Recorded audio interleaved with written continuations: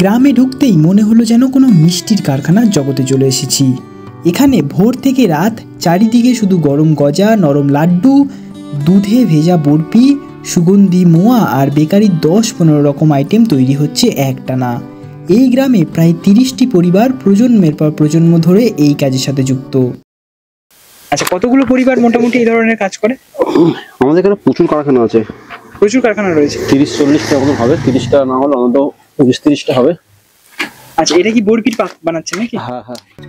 আর তাদের হাতের ছোঁয়াতেই তৈরি হয় এসব মিষ্টির আসল স্বাদ। আরও মজার ব্যাপার হলো, যে জিনিসগুলো আপনারা দোকানে কিনে খান সেগুলো এখান থেকেই সরাসরি কিনে নেওয়া যায়। চলুন জেনে নিই এসব তৈরির নেপথ্যের গল্প, কারিগরদের হাতের জাদু আর এত স্বাদের রহস্য। বাংলার এক প্রত্যন্ত গ্রাম জয়নগরের মলদিয়া ঘোষপাড়া। এখানে ভোরের আলো ফোটার আগেই শুরু হয়ে যায় হাজারো হাতের কর্মযজ্ঞ। লাড্ডু, গজা, তেলে ভাজা, বেকারি, একের পর এক খাবার, যা শুধু আমাদের পেট নয়, মনও ভরিয়ে তোলে। প্রতিদিন সকাল থেকে রাত পর্যন্ত গরম কড়াই, মেখে রাখা ময়দা আর ঘিয়ের গন্ধ এখানকার প্রত্যেকটা ঘর হয়ে ওঠে এক একটা ছোট্ট কারখানা। আজকে আমি এখানে এসেছি সেই অনন্য অভিজ্ঞতা আপনাদের সাথে ভাগ করে নিতে। চলুন বেশ কয়েকটা কারখানা এখানে যাব এবং আপনাদেরকে দেখাবো এবং আমিও দেখব সেই অজানা জগৎ যেখানে স্বাদের সাথে মিশে আছে পরিশ্রমের গল্প। সকাল ঠিক 9টায় জয়নগর স্টেশনের 2 নম্বর প্ল্যাটফর্মে নামলাম। সেখান থেকে মোয়ার রাজ্য পার হয়ে টোটো ধরে জনপিছু মাত্র 10 টাকা ভাড়ার বিনিময়ে 3 কিলোমিটার পথ পেরিয়ে পৌঁছালাম মলদিয়া ঘোষপাড়া গ্রামে। গ্রামে ঢুকতেই টিনের দরজার সরু ফাঁক দিয়ে প্রথমে চোখে পড়লো এক দাদা মন দিয়ে বরফি বানাচ্ছেন। দাদা কি বানাচ্ছেন? এটা বরফি দাদা। আচ্ছা, আপনি কতদিন ধরে বরফি বানান দাদা? বাবা বানাতো, বুঝলে দাদা, বাবা মারা যাওয়ার পর আমি প্রথম করছি এটা। আচ্ছা আচ্ছা, বাবার সঙ্গে করতাম আগে। আচ্ছা, আপনাদের এখানে তো সবাই তো বোধহয় এই ধরনের কাজের সাথে যুক্ত। হ্যাঁ হ্যাঁ হ্যাঁ। আচ্ছা, কতগুলো পরিবার মোটামুটি এই ধরনের কাজ করে? আমাদের এখানে প্রচুর কারখানা আছে, প্রচুর কারখানা রয়েছে। 30-40টা মতো হবে, 30টা না হলে অন্তত 25-30টা হবে। আচ্ছা, এটা কি বরফির পাক বানাচ্ছে নাকি? হ্যাঁ হ্যাঁ। এর কি মেটেরিয়াল রয়েছে? এটা তোমার নারকেল আছে, সুজি আছে, গুড় আছে, তারপরে এলাচ আছে, ঘি দেওয়া হয়। আচ্ছা, সবকিছু দিয়ে এটাই প্রথম স্টেজ নাকি? হ্যাঁ হ্যাঁ হ্যাঁ। এভাবে ফাটছেন কেন?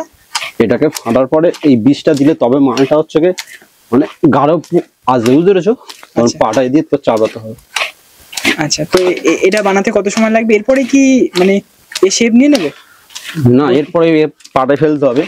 আচ্ছা, এই পাটায় ফেলে, হ্যাঁ পাটায় ফেলে ভালো করে হাত দিয়ে সমান করে উপরে ঘি দিয়ে তারপর থাসতে হবে একটুখানি ভালো করে হাত দিয়ে থেসে, তারপরে ওই যে শেপটা আসার পরে তারপর কাটতে হবে।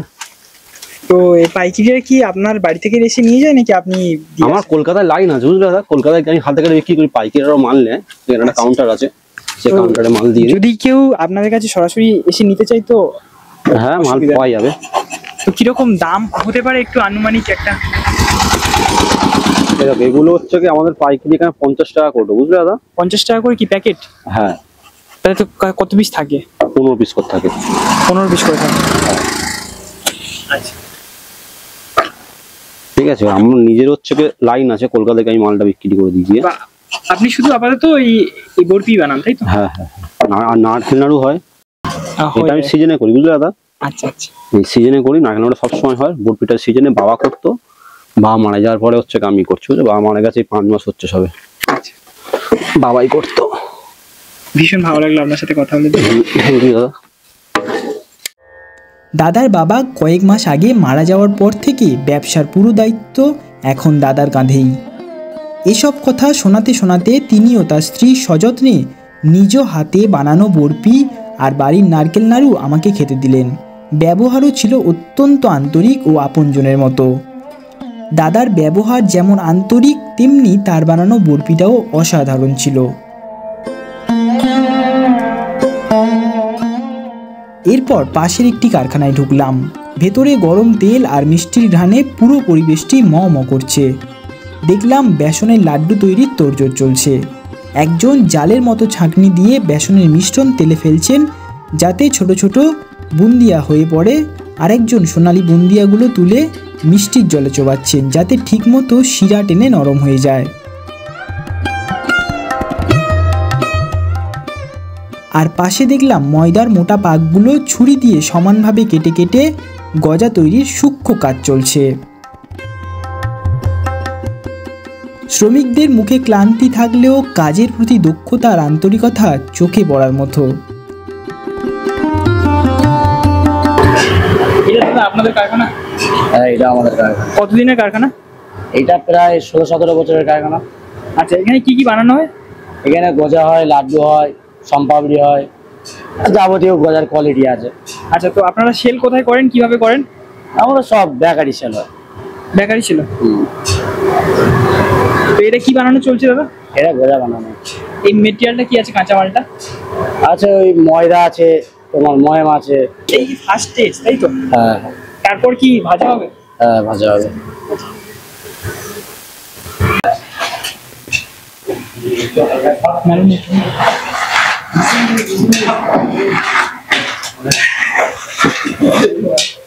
এখানে প্রায় 40 থেকে 50টার উপরে কারখানা রয়েছে। তো এতগুলো তো ঘোরা সম্ভব নয়, আমি বেশ কয়েকটা আপনাদেরকে ঘুরিয়ে ঘুরিয়ে দেখাবো। আমি বেশ কয়েকটা গিয়েছিলাম অলরেডি, আরো কয়েকটা যাচ্ছি, দেখুন আপনাদের ভালো লাগবে। দেখুন এরকম আটচালা করা, আর ওরকমই সমস্ত কারখানা, বা কেউ কারোর ঘরের মধ্যেই কারখানা খুলে বসেছে, ঘরের মানুষজন মিলিয়েই এই শিল্পটাকে বাঁচিয়ে রেখেছে। তো চলুন বেশ কয়েকটা আপনাদের ঘোরাবো এরকম কারখানায়, আপনাদের ভালো লাগবে। চলুন একসাথে দেখা যাক। এরপর টিনের দরজার সরু ফাঁক দিয়ে চোখে পড়ল ভেতরে একদল মহিলা নানান রঙের জিনিস তৈরিতে ব্যস্ত। ভিতরে ঢুকতেই মনে হলো ঘরের মধ্যেই যেন ছোট্ট একটি কারখানা বসে গেছে। পরে জানা গেল এটি মহিলা পরিচালিত একটি স্বনির্ভর কারখানা। তাদের হাসি, পরিশ্রম আর আন্তরিক ব্যবহার সত্যি মনে গভীর ছাপ ফেলল। হ্যাঁ, বলছি আপনার কারখানার কি কোনো নাম রয়েছে? আমার কারখানার নাম হচ্ছে সুলোচনা সুইট। আচ্ছা, আপনার নাম কি দাদা? আমার নাম সায়ন ঘোষ। আচ্ছা, কত বছর ধরে চলছে কারখানা? আমাদের কারখানায় চলছে 12 বছর হয়েছে। কতজন মানুষ এখানে কাজ করেন? আমাদের এখানে 10 থেকে 15 জন কাজ করে দাদা। আচ্ছা, কি কি প্রোডাক্ট তৈরি করেন? আমাদের এখানে মোয়া হয়, আচ্ছা সিঙ্গাড়া হয়, আচ্ছা লটিকা হয়, নিমকি হয়। আচ্ছা, বড়িটা দাদা এখন শুরু হয় না দাদা, আমাদের পাটালি হয়। এই পর্যন্ত দাদা। তো কোন সময় চাহিদা এগুলোর বেশি থাকে? এই সময় চাহিদাটা একটু বেশি থাকে, আচ্ছা, শীতের সময়? শীতের সময়। তো দিনে কত কেজি গোটা লাড্ডু এখানে প্রোডাকশন হয়? কেজি বলতে দাদা ওরকম কেজি এখনো শুরু হয় না দাদা, এটা আমাদের হচ্ছে প্যাকেট যায়। আচ্ছা, প্যাকেট যদি বলেন আমরা, আচ্ছা, তাহলে দাদা এটা আমাদের পার ডে 200-250 প্যাকেট যায়। আচ্ছা বুঝুন। আচ্ছা, কোথায় সেল করেন বা কিভাবে সেল করেন? দাদা এটা হচ্ছে জয়নগর, আচ্ছা, মলদিয়া, ঘোষপাড়া। আচ্ছা, এখান থেকে পাইকারি আসে? হ্যাঁ, এখান থেকে পাইকারি নিয়ে যায়। হ্যাঁ। আচ্ছা, তো আপনাদের এখানে তো বেশিরভাগ দেখা যাচ্ছে মহিলা কর্মচারী। হ্যাঁ, সব মহিলা কর্মচারী আছে এখানে। কতজন মোট কর্মচারী আপনাদের? এটা দাদা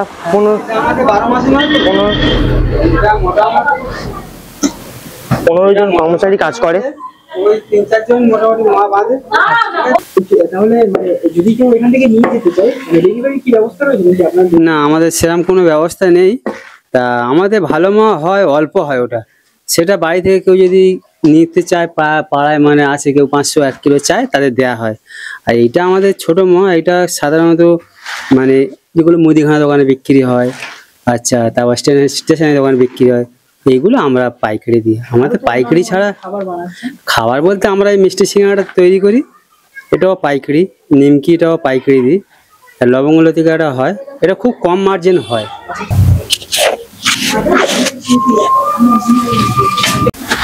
এটা হচ্ছে কি সিঙ্গাড়া, মিষ্টি সিঙ্গাড়া। এটা হচ্ছে কি আমরা এখান থেকে ছাড়ি 20 পিসে 40 টাকা মানে ছাড়া হয় আগে পাইকারি, 40 টাকা ছাড়া হয়।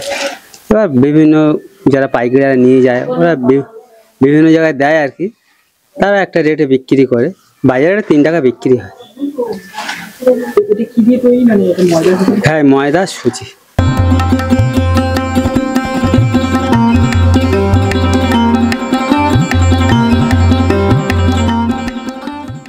এরপর তিনি একে একে দেখালেন তাদের হাতে তৈরি সিঙ্গারা, মোয়া থেকে শুরু করে আরও নানা ধরনের খাবার তৈরির সম্পূর্ণ আয়োজন।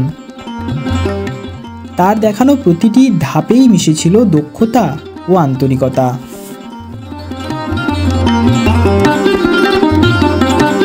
আমরা বেলছি, বেলে পটিকে কাটছি, কেটে সিঙ্গাড়াটা গোল করে পানের ক্লিন মতন করে সিঙ্গাড়াটা তৈরি করছি, করে সুজি দিচ্ছি, দিয়ে মুড়ে দিচ্ছি।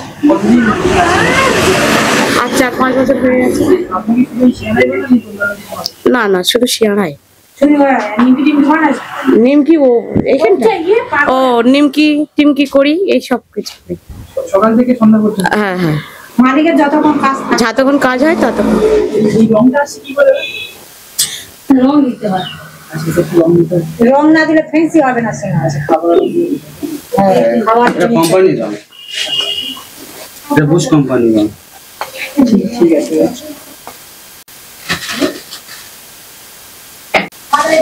একটু জল নিয়ে আসো, খেতে পারবো না। না অল্পই ঠান্ডা। এই ছিল আজকের গ্রামের গজা, মিষ্টি, লাড্ডু, নিমকি আর তেলে ভাজার গল্প। মানুষের হাসি, পরিশ্রম আর মিষ্টির ঘ্রাণ সব মিলিয়ে এক অসাধারণ অভিজ্ঞতা। এখানে প্রায় 30 থেকে 40টি পরিবার এই ধরনের কাজের সাথে যুক্ত, কিন্তু সময়ের স্বল্পতায় আমি আপনাদেরকে 3 থেকে 4টি ঘরই দেখাতে পারলাম। যদি আপনাদের ভালো লাগে আপনারা অবশ্যই কমেন্ট করে জানাবেন এবং লাইক, শেয়ার, সাবস্ক্রাইব করে পাশে থাকবেন। আর যদি চান তো পরবর্তীকালে আরো বিস্তারিত ভিডিও এই টপিকের উপরে আনবো। ততদিন ভালো থাকবেন এবং পরবর্তী ভিডিওতে দেখা হচ্ছে।